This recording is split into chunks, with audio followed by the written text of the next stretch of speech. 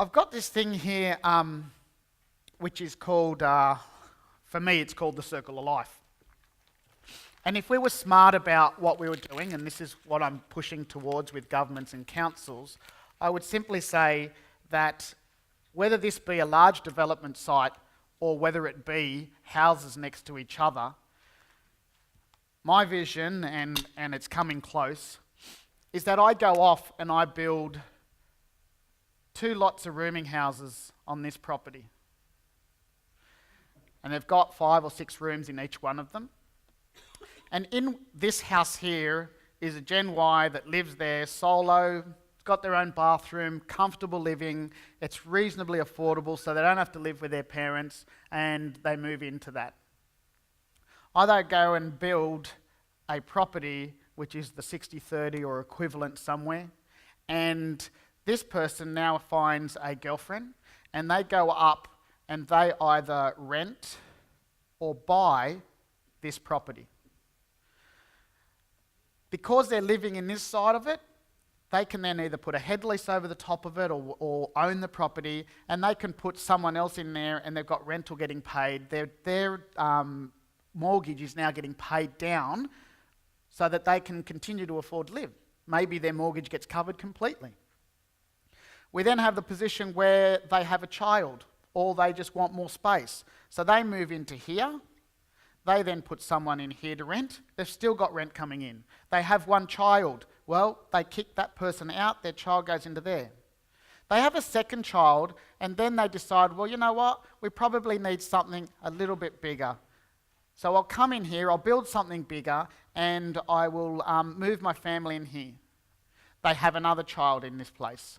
And they occupy rooms. Maybe part of it can be rented to the public. Once they have another child, they then kick that person out and their other child goes in there. They're crazy and they have 4 kids. 4 daughters, let's call it. Really crazy. And then they put in here the same thing. They live in this property and everything's fine. Now there's a point in time where their first child down here, by the time they reach up here, becomes a teenager of 16, 17, 18, 19, then 20, and in that period of range, one of the teenagers will move down and their circle of life starts. Because they've got one person less in here, they either rent out the component of it because it's allowable under the new changes and regulations which will come in the next little time, or on the same property, they downsize again.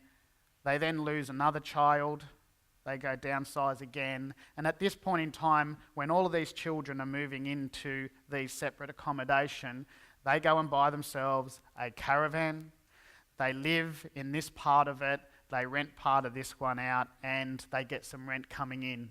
When it gets to the point where either one of the parties dies or they decide that that space is too big, they end up going and living in a rooming house.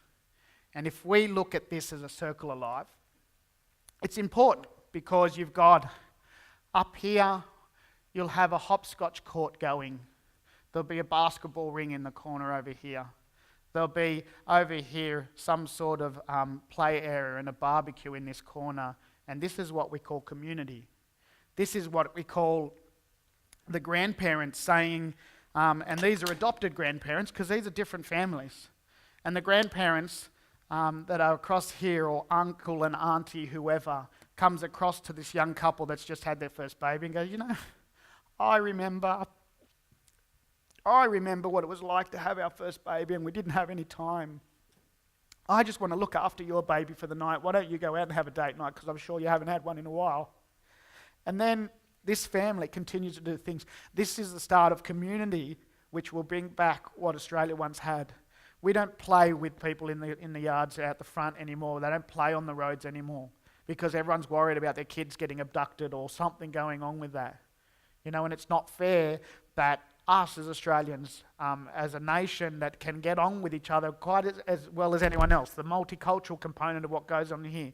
And if we can all work towards this, not only are we going to fix an affordability problem, but the young can start to buy property, and you as investors can also benefit out of it.